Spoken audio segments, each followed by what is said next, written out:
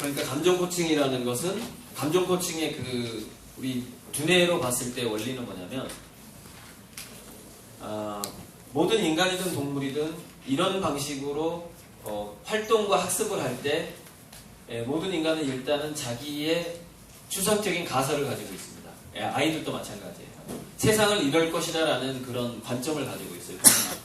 동물도 마찬가지고. 그러다가 세상 밖으로 나갔을 때 뭔가 활동적인 실험, 환경의 변화를 겪게 됩니다. 그때 이제 노르아드레날린, 코르티솔 이런 호르몬들이 활성화가 되고 보통 평상시에 평온한 상태에서는 세로토닌과 약간의 도파민 상태에서 세상은 이럴 것이다 라는 관념으로 살게 돼요. 그런데 뭔가 변수가 딱 닥치면은 그때 집중을 하게 되거든요. 집중을 하다가 그게 단기간에 그 과제가 끝날 수도 있고 그 과제가 오래 걸릴 수도 있어요.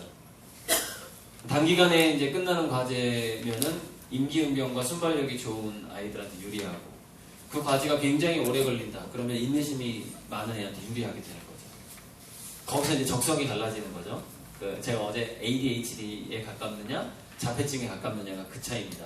자폐증에 가까운 애들은 그 하나의 과제를 오랫동안 할 수 있는 능력을 가지고 있고 ADHD 쪽에 가까운 아이들은 단기에 빨리 끝내야 되는 그런 성격인 거예요. 그래서 몸으로 부딪혀야만 지루해지지 않고 그런 성격인 거죠. 근데 그러다가 경험을 하게 됩니다.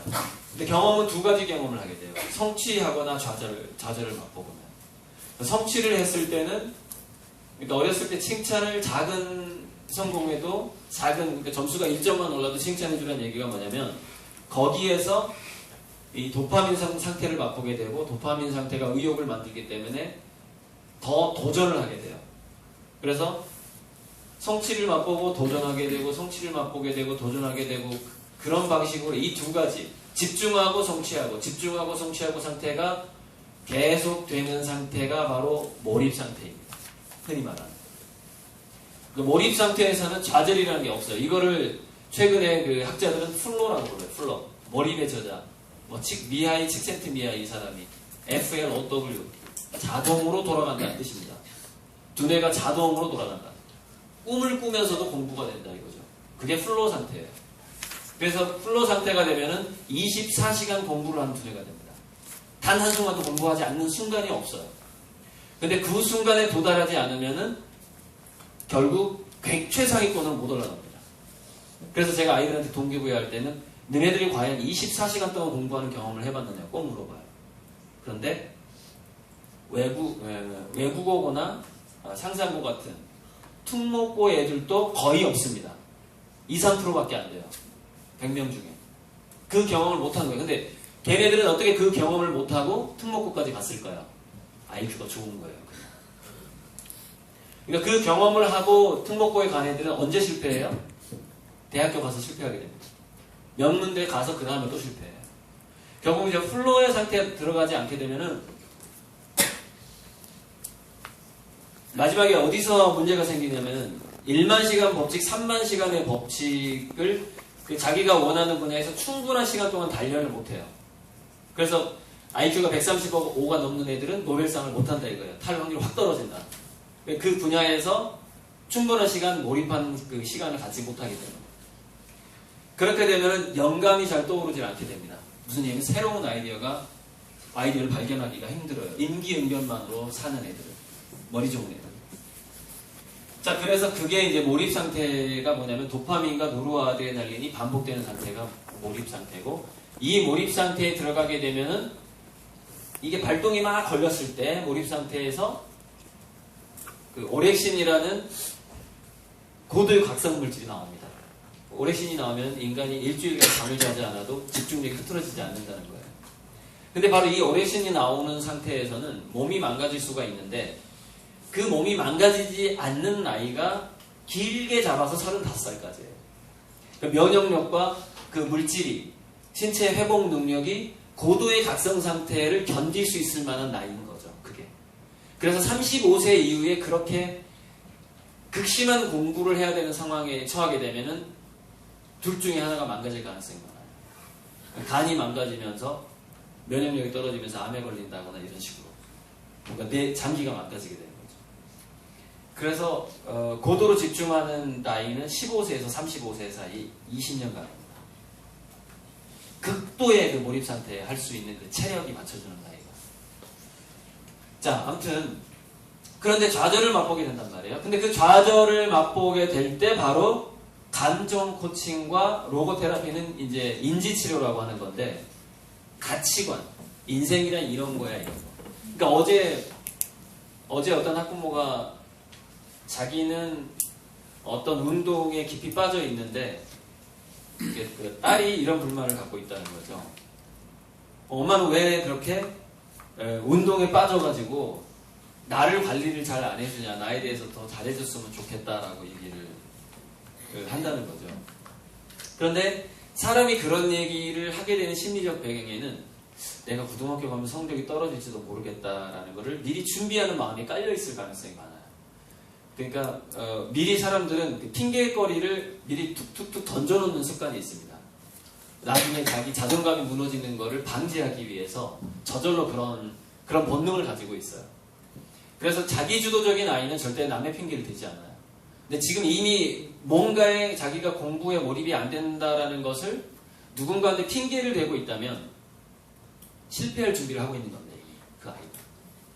그래서 고등학교 성공 가능성이 거의 없는 거죠. 이미 초등학교 때부터 중학교 때부터 그런 말을 한다. 나는 이것 때문에 지금 뭔가 공부를 못하겠어. 엄마가 좀 이렇게 좀 해줬으면 좋겠어. 좀 좋은 학원을 다녀야 되지 않을까? 이렇게. 물론 이제 정확하게 딱 그렇지는 않겠죠. 막상 공부를 열심히 하려고 하는데 요령을 찾지 못했을 경우에 그런 질문을 하는 경우도 있습니다. 예외적으로는. 자, 그렇게 될 때, 그 가치관이 자기가 좋아하는 것을 하다가 사는 게 바로 인생이다라는 그런 것들을 느끼게 해줘야 되거든요. 그 아이한테. 그랬을 때 이제 그게 이제 결과적 가치관이냐, 과정적 가치관이냐 그래요. 이걸 이제 에리 프롬 같은 사람은 to have or to be라고 표현을 했어요.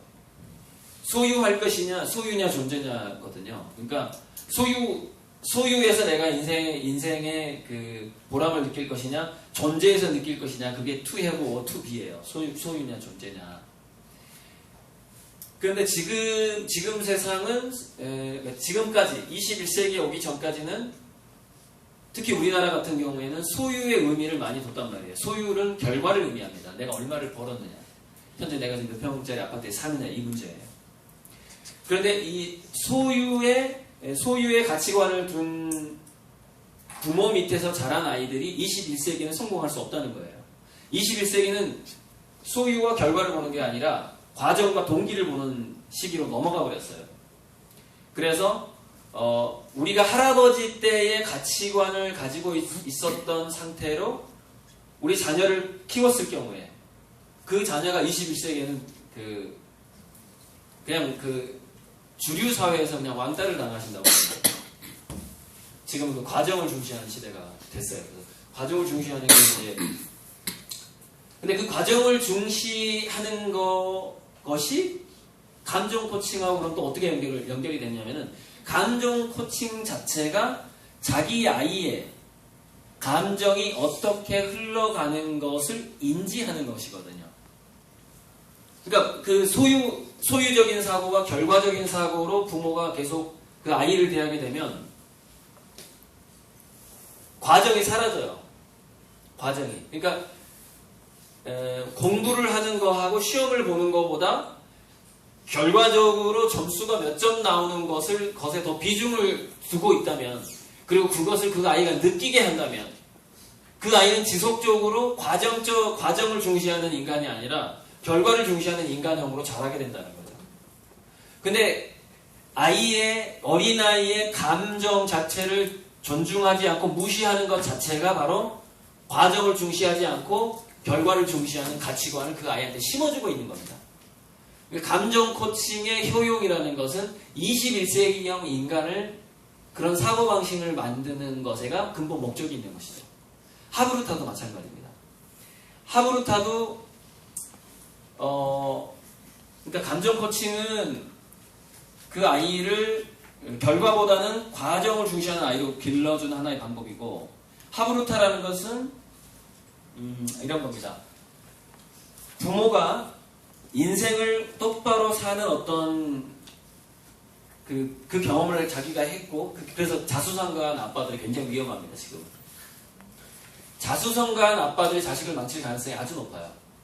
대부분 이 하브루타 대화가 되지가 않습니다, 그런 집안에서는. 오히려 백수 아빠가 훨씬 자식을 성공시킬 가능성이 많아요. 왜? 자기는 실패를 많이 해봤거든. 실패를 많이 해본 사람은 그 머릿속에 뭐가 있어요? 아, 정답이라는 게 찾기가 힘들더라. 이게 이미 박혀 있습니다. 그래서 자식한테 어떤 정답을 강요하지 않을 가능성이 더 올라가게 돼요. 그런데 문제는 뭐냐면, 부모가 낮은 자존감을 갖고 있을 때 자기의 실패를 자식의 뛰어남으로 보상받으려고 하는 욕구가 생기게 되어 있어요. 그래서 자수성가한 아빠는 돈은 많지만 하브루타 대화가 안 되기 때문에 그 자식이 21세기 인간이 안 되는 겁니다. 그런데 반면에 자기가 원하는 만큼 성공하지 못했음에도 불구하고, 실패를 많이 경험했음에도 불구하고, 그래도 아직도 정답이 있다고 생각하는 이유는 뭐냐면은 다른 사람들을 보고 있는 겁니다. 다른 사람들을, 성공한 사람들 보니까 이렇게 했대더라에 대한, 누가 이랬대더라에 대한 것이 이미 박혀 있는 거죠. 그게 자기 자존감이 약한 거거든요. 남들의 그 말에 휘둘리는 겁니다. 부모의 가치관 자체가. 그런 식으로서 또 역시 결과적인 사고를 자식한테 집어넣게 돼요. 그래서 그런 어떤 정답을 갖고 있게 되면은 자식한테 질문을 안 하기 시작합니다. 너는 왜 그렇게 생각하니? 너는 왜 지금 그 의대를 안 가고 댄스 가수가 되려고 하니? 뭐 이런 그런 질문 자체가 안 나오죠. 댄스 가수가 하겠다는 말이 나온 순간 머릿속에서 딱 떠오르는 세 글자, 딴따라가 딱 떠오르는 겁니다. 자기 할아버지한테 그렇게 배웠거든. 자기 부모님한테. 딴따라라. 근데 그게 굉장히 깊이 박혀 있어가지고 거기서 더 이상 대화가 이루어지질 않아요. 야, 그거는 나쁜 직업이라고 딱 끝내버린 겁니다. 그러면 이제 하브루타가 되질 않아요. 하브루타는 끊임없이 질문을 통해서 그 아이의 호기심과 열린 사고가 막힘없이 어딘가로 흘러가서 비록 부모가 원하는 길로 굉장히 이렇게 돌아서 올지라도 그 아이의 호기심을 멈추지 않도록 해주는 하나의 기법이거든요. 질문을 계속 던지면서 특정한 정답을 제시하지 않는 기법이에요. 이게 하브루타의 기본 원리거든요. 그래서 감정 코칭과 하브루타는 그럽니다. 그래서 이 후추파라는 건 뭐냐면은 감정 코칭과 하브루타를 경험한 아이에게만 생기는 자신감입니다. 후추파, 그 유태인들이 얘기하는 이 후추파라는 건 뭐냐면 대담한 용기와 가슴이거든요. 실패를 두려워하지 않는 어떤 일종의 무모함 같은 겁니다. 그리고 또 하나 후추파의 특성은 뭐냐면 권위를 두려워하지 않는다는 특성을 가지고 있어요. 근데 이 세상의 모든 발명은 어떤 종류의 사람이 만드냐면은 기존의 권위를 두려워하지 않고 뭔가 새로운 길과 방법이 있을 거야라는 그 가능성을 믿는 사람들이 그걸 발견합니다. 그 가능성을 믿지 않으면 새로운 아이디어가 아예 떠오르지 자체가 않으니까. 그런 식으로 감정 코칭 하부터 치고 연결되어 있는 거고요. 그래서 여기서 그 감정 코칭이라는 것은 그 아이가 그러니까 이런 겁니다. 만약에 세월호 같은 문제를 맞는 그 부모가 있을 때, 자기 자식을 먼저 보낸 부모가 있을 때 가장 위로가 되는 사람이 누구냐면, 이거 강신주 철학자가 한 얘기거든요. 그게 일종의 감정 코칭이에요. 그러니까 이런 제일 위로가 안 되는 사람, 뭐 이제 약간 변호사류의 사람이에요. 심리학을 막 굉장히 두뇌로 공부를 많이 한 거야. 그래가지고 당분간 며칠간은 굉장히 혼란스러울 거고요. 받아들여지지 않을 겁니다. 이런 식으로 얘기하는 사람이에요. 나는 지금 내 자식을 잃고 슬퍼 죽겠는데, 미치겠는데, 당신의 감정이 이렇게 흘러가고 분석적으로 나오는 사람이 제일 위로가 안 되는 사람입니다. 가장 위로가 잘 되는 사람은 누구냐면은, 저는요, 제 자식 3명을 먼저 보냈어요. 이 사람이에요. 나는 1명을 먼저 보냈는데 3명을 먼저 보낸 사람이 멀쩡하게 살아있는 거야. 지금 잘 살고 있는 거야. 이게 최고의 위로라는 겁니다. 아니, 이 사람은 어떻게 했지, 그 순간에. 그래서 내가 그 마음 너무 잘 알아. 이 말 한마디. 똑같은 경험을 했기 때문에. 그게 감정 고침이에요. 감정 고침 1순위예요. 그 아이가 어떤 감정을 느꼈을 때 내가 네 감정을 너무 잘 알아. 엄마도 옛날에 그랬었거든. 이게 출발입니다. 근데 이제 좀 더 이제 거시적으로 이게 이제 그런 식으로 돌아간다 이거죠. 좌절감을 맛봤을 때는, 좌절과 공포를 맛봤을 때는 코르티솔과 아드레날린 같은 그 호르몬이 나오는데, 그것을 내가 너의 감정을 너무 잘 알아라고 얘기를 해줬을 때 그 순간에 자기 몸에서 나오는 호르몬이 뭐예요? 이 사람 나를 공감해주네 할 때 나오는 호르몬이 바로 엔돌핀이라는 호르몬입니다. 공감해주지 않는 자가 옆에서 괜히 말을 걸어봤을 때 내가 지금 상처가 있는데 엔돌핀이 안 나와. 위로가 안 돼요. 위로가. 자, 그래서 여러분, 명문대 과외생이 그냥 일반 지방 국립대나 일반 인서울 정도의 과외 선생보다 더 못 가르치는 경우가 바로 그 경우입니다. 걔네들이 못하는 게 뭐예요? 왜 공부 못하는지 이해를 못하겠는 거야. 너 도대체 왜 이걸 못 푸는 거야? 왜 이걸? 이런 종류의 인간이 누구냐면 굉장히 중고등학교 공부를 잘해가지고 유학까지 갔다 온 그런 종류의 인간입니다. 그런 종류의 인간 중 한 사람이 저는 서남표 씨라고 보는 거예요. 전 카이스트 총장. 그 사람이 서남표 씨가 총장을 할 때 카이스트 학생들이 가장 많이 자살을 했어요.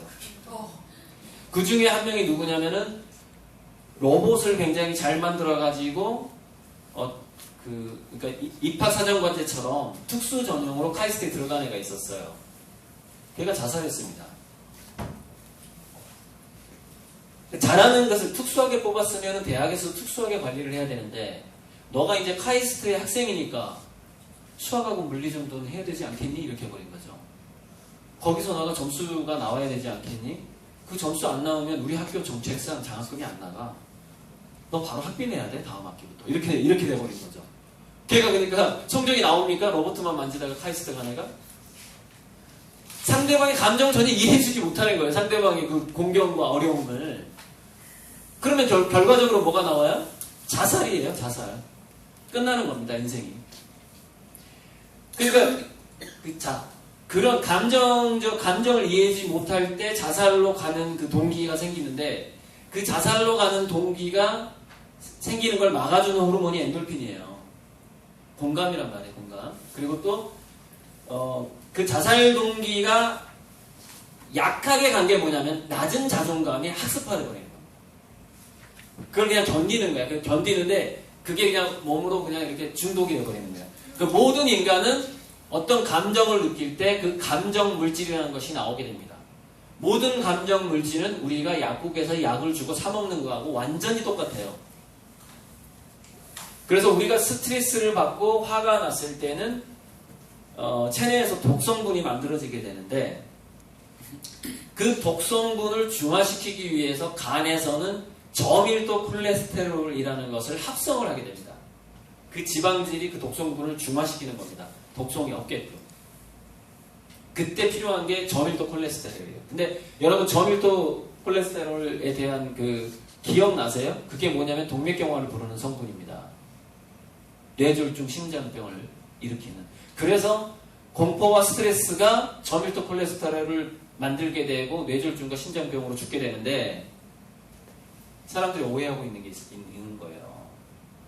고기를 많이 먹으면 그것이 체내에 들어온다고 오해하고 있는 겁니다. 그냥 식물만 먹어도 내가 스트레스 받으면 간에서 저절로 합성을 해냅니다. 체내에 있는 독성분을 중화시키기 위해서.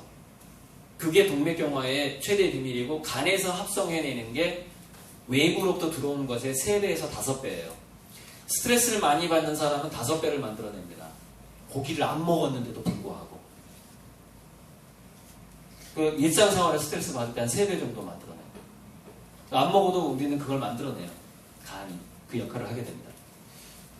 자, 그렇게 거시적으로 가게 되는데, 그래서 이 후추파는 대담한 도전 정신인데, 인간은 어떨 때 실패를 두려워하지 않게 되냐면, 어렸을 때 감정 코칭을 받아본 사람, 즉 자기의 감정을 누군가가 공감해주는 것을 경험을 많이 하게 된 사람이 실패를 두려워하지 않게 됩니다. 성인이 됐을 때. 자, 이 후추파로 가기 위해서는 감정 코칭과 하브루타 두 가지가 필요하다는 걸 제가 지금 이 시간에 설명을 하고 있는 겁니다. 그럼 하브루타라는 것은 그럼 뭐냐? 감정 코칭은 두뇌에서 엔도르핀이라는 것을 적당하게 자기 자신을 위로해주게 만드는 바로 그 호르몬 체계를 만들어내고요. 그래서 실패를 두려워하지 않게 됩니다. 그리고 좌절을 겪어서도 크게 실망하지 않는 아이가 돼요. 쉽게 훌훌 털 수 있는 그런 사람이 되는 거예요. 일상을 살면서 뭐 이런 돌발적인 상황에서 어렸을 때 감정 코칭을 받은 애들은 어떻게 해요? 빨리 화내지 않는 사람이 되는 겁니다. 성경에도 나오죠. 뭐 쉽게 노여워하지 않는 거, 그런 사람이 되는 거고. 자, 하브루타는 뭐냐? 자, 후추파가 실패를 두려워하지 않는 것만으로 사회에서 성공하고 창업에 성공하는 게 아닙니다. 뭐가 있어야 되죠? 열린 사고가 있어야 돼요. 열린 사고가 있어야만이, 열린 사고는 뭐냐? 360도 돌아가는 레이더예요. 그 레이더가 뭘 찾아요? 틈새 시장을 찾는 겁니다. 틈새 시장을. 근데 그 틈새 시장을 찾는 능력은 부모와의 완벽하게 열린 대화를 통해서 형성이 됩니다. 아니, 왜 부모냐? 왜 학원 선생이나, 학원 선생 논술 학원이라든가 논술 토론 학원 보내면 되지 않느냐. 그렇죠, 학교. 근데 일단 현실적으로 논술 토론 학원은 비쌉니다. 그리고 유능한 선생을 만나기가 쉽지도 않아요. 그렇게 많지 않습니다. 토론을 잘 이끌어낼 수 있는 많지 않고요. 또 뭐냐면은, 미국의 제럴드 마호니 교수가 연구한 바에 의하면, 어린이와 청소년은 진짜 자기에게 애정이 있다라고 느껴지는 사람한테만 두뇌가 반응을 하더라는 겁니다.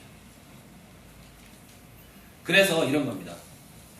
집안에 엄마 아빠는 나는 학원 학교에 맡겼으니까 감정 코칭은 이미 시기가 지났고 이거 초등학교 때까지 하는 거니까요.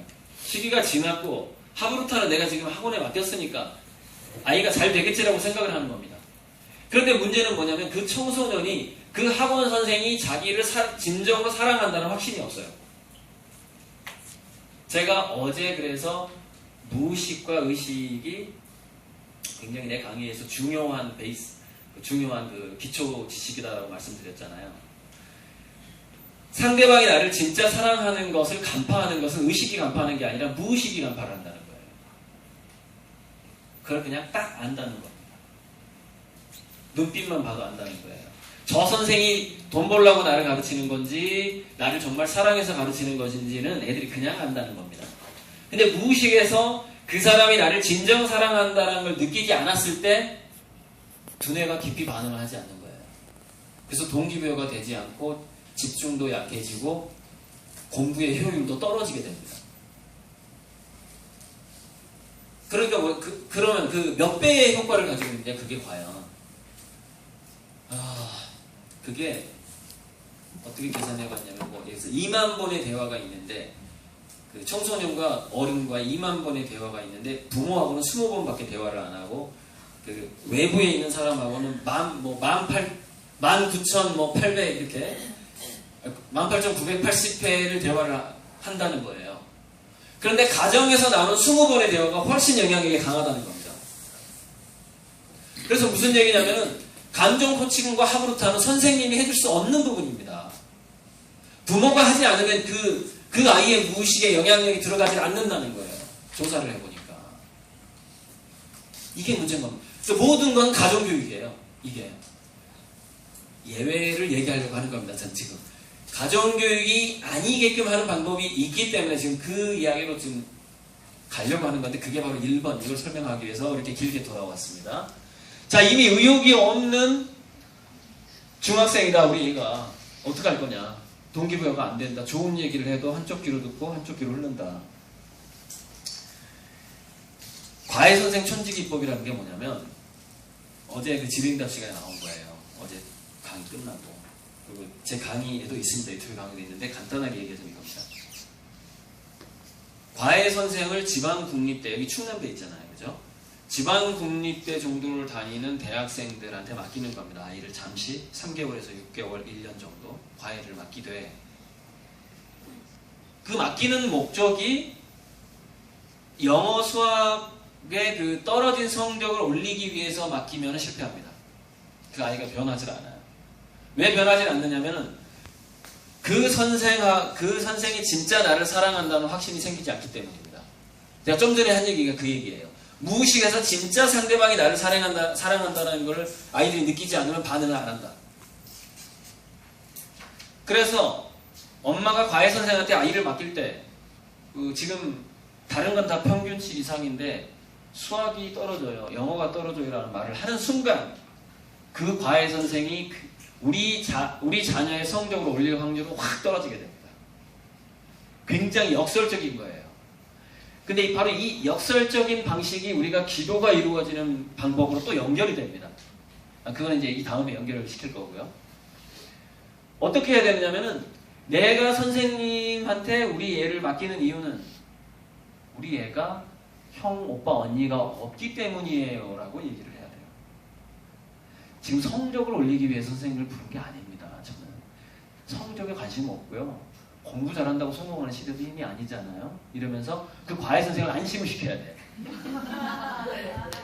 그러니까 모든 과외 선생은 하도 학부모들한테 대가지고 내가 이번에 중간고사 할 때 성적 안 올리면 나 쫓겨날 텐데 다른 과외자리 구하기도 힘든데 이런 심리에 빠져 있어요. 그럼 걔네들은 왜 과외해야 되죠? 학비가 없잖아요. 대학 학비가 비싸니까 또 과외를 한단 말이에요. 근데 대학 학비가 비싸니까 과외를 하는 애들의 기본적인 게 닦여 있는 게 있습니다. 얘네들은 의지력이 있고요. 난관을 헤쳐온 애들이에요. 집안이 그렇게 풍족한 애들. 취미로 과외하는 거요. 한두 달은 할 수 있어요. 제가 과외를 한 20년 한 사람입니다. 피곤합니다. 쉬운 일이 아니에요. 그래서 이제 걔네들이 그 대학생들의 심리부터 부모가 안심을 시키는 겁니다. 이 부모는 진짜 자기 자식의 그 장래를 굉장히 긴 시각으로 보고 있구나. 아주 단타로 중간고사, 기말고사가 아니라 한 20, 30년 보고 있구나라는 확신을 줘야 돼요. 그리고서 촌지를 주는 건데 이 촌지의 용도는 뭐냐면은 우리 애랑 같이 피자를 먹어주시고요. 영화도 좀 가끔 봐주시고요. 왜? 언니, 오빠, 형이잖아요. 언니, 오빠, 형이 하는 게 뭐예요? 같이 놀아주는 거 아닙니까? 같이 놀 기회를 주는 거죠. 놀이동산에 좀 가세요. 그러면서 5만 원 준 다음에 이건 놀이동산 자유이용권이에요. 카드 드릴게요. 30% 할인돼요. 이러면서 카드를 맡기는 겁니다. 그 대학생한테. 그럼 카드까지 줬는데 안 갈 수가 없잖아요. 지금. 주말에 지금 여자친구 만날까 얘랑 놀아줄까 고민하다가 5만 원 줄 때는 결정을 못했다가 카드를 딱 주니까 안 갈 수가 없는 거야. 그래서 같이 놀게 되는 것이죠. 그때 그 자녀의 라포가, 그러니까 자기 그 무의식에서 자기 인생의 어떤 멘토로 삼는 존재가 부모에서 과외 선생으로 넘어가게 됩니다. 같이 먹고 놀지 않으면 절대 친구가 될 수 없다. 기본 원칙. 과연 과외 선생하고 여러분이 자녀가 같이 먹고 놀 수 있는 시간을 6개월 동안 준 적이 있냐 이거예요. 없잖아요. 돈도 아까웠고 그 생각 못 해봤죠. 이 라포라는 걸 모르니까. 라포가 형성되지 않으면 멘토링이 안 되더라 이거예요. 심리학적으로. 그래서 그 과외 시간에도 그렇게 하면은 모든 이런 게 있습니다. 중독 치료. 그러니까 무기력한 것도 중독이거든요. 공부를 하기 싫어하는 것도. 모든 중독 치료에는요. 명현현상이 나타나는 어떤 기간이 있습니다. 부작용이 나타나는 기간이 있어요. 무슨 얘기냐? 과외 선생을 구해서 돈을 줬는데 성적이 더 떨어지는 거야, 얘가. 그 기간을 부모가 견디지 못하면 자기 자식의 인생의 반전은 없습니다. 왜냐하면 그 자식은 자기가 살아온 대로 살 것이기 때문에. 그러니까 우리 자식이 내가 살아온 것보다 좀 더 잘 살기를 바란다면 그 자식이 본받을 만한 사람하고 친구가 되는 기간을 충분히 줘야 된다는 것이죠. 그 기간을 주지 않으면 절대 변하지 않는다. 왜? 무의식으로 연결되어 있기 때문에. 인간의 동기라는 것은. 무의식으로 연결되어 있기 때문에 부모가 가지고 있는 경험했던 고정관념하고 자기 자식은 기본적으로 연결이 되어 있다 이거예요. 자, 여기서 2번까지 하고 잠시 이제 쉬면 될 것 같은데요. 자, 1번까지 제가 얘기했어요. 이렇게 감정 코칭부터.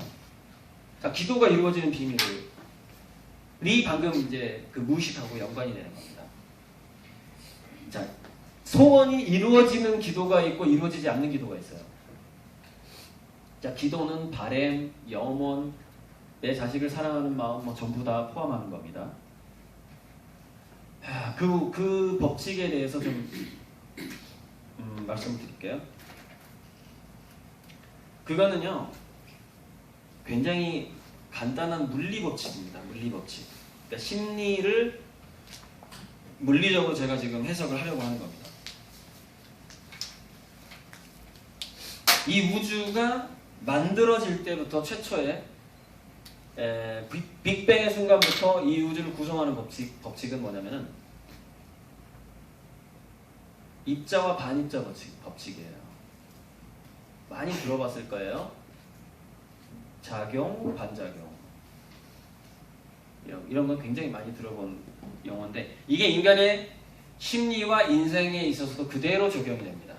그대로 물리 법칙이 인간한테 그대로 적용이 되는데 어떻게 적용이 되냐면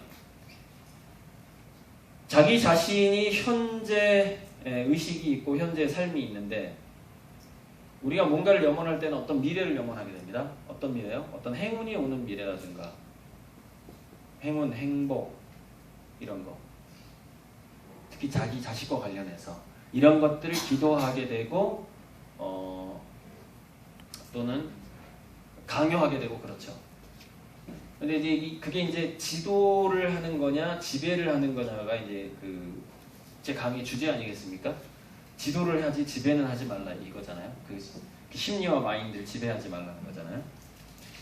자, 그렇게 되는데 이 현재에서 부모든 그러니까 자기 자신을 개발을 하든 자기 자식을 성공을 시키려고 하는 것이든 다 마찬가지입니다.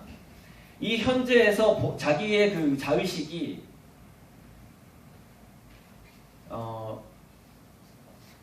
잘 되는 미래에 지나치게 가 있을 때 좀 욕심이 과하다고 볼 수도 있겠죠. 지나치게 가 있을 때는 뭐가 자기 현재를 차지하게 되냐면 자, 여기는 행운과 행복이 있죠. 행운과 행복의 반대가 뭐예요? 그렇죠. 불행과 좌절 같은 거예요. 그러니까 무슨 얘기냐면은 추상적인 건데 우리가 어떤 행운과 행복을 염원하는 순간 이 우주에는 그것만 생기지 않습니다. 절대로. 반드시 반대의 상황이 동시에 그 우주가 열리게 되어 있어요. 아주 공평해요. 행운을 바라는 순간 불행이 동시에 마련이 되는 겁니다. 내가 행운을 바라지 않잖아요. 그 불행도 마련되지 않아요. 근데 강력하게 내 자식이 잘 되길 바라는 순간 강력하게 내 자식이 못 되는 우주가 동시에 열리게 되는 겁니다. 이게 이제 평행우주론이라는 건데 항상 자기가 생각하는 것 반대 우주가 동시에 열리게 되어 있어요. 자, 그런데 여기서 이제 무의식과 그 현재 의식에 가공할 만한 이게 이제 자기의 의식이고 자기가 기동하는 내용이에요. 그런데 무의식은 또 마찬가지로 여기서 반작용이 일어납니다.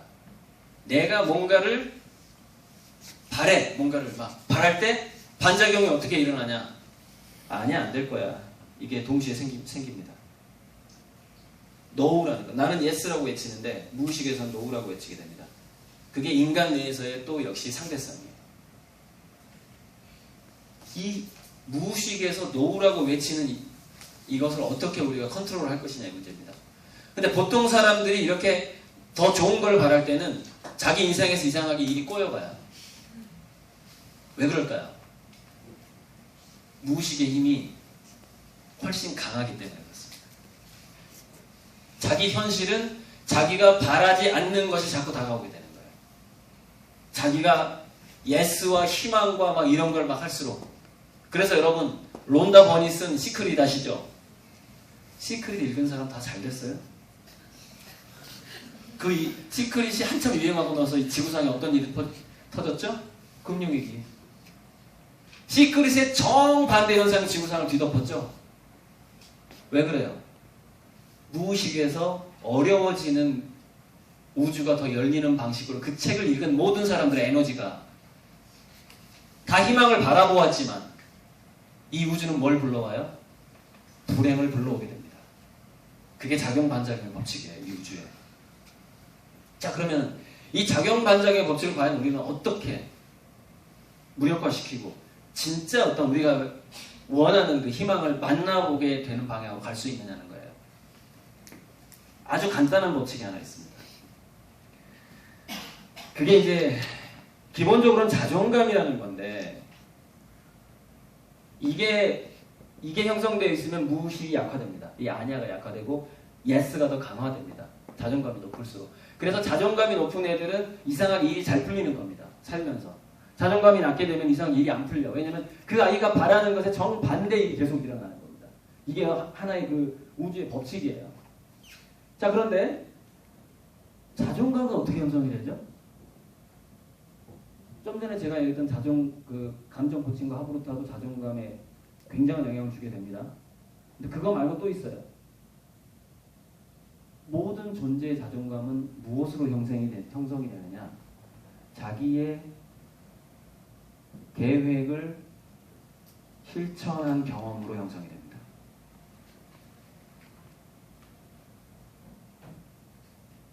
그러니까 작은 계획이라도 실천해본 경험이 많은 사람일수록 자기가 바라는 것에 대한 성취도가 올라가요. 이게 우리가 어렸을 때 아이들이 조그만 것을 성취해도 칭찬해주라고 한 얘기가 바로 이거랑 연결이 됩니다. 얘가 비록 꼴찌인데 여러분 꼴찌라고 더 이상 올라갈 게 없나요? 그렇지 않죠? 20점짜리 꼴찌가 있고 30점짜리 꼴찌가 있는 거 아닙니까?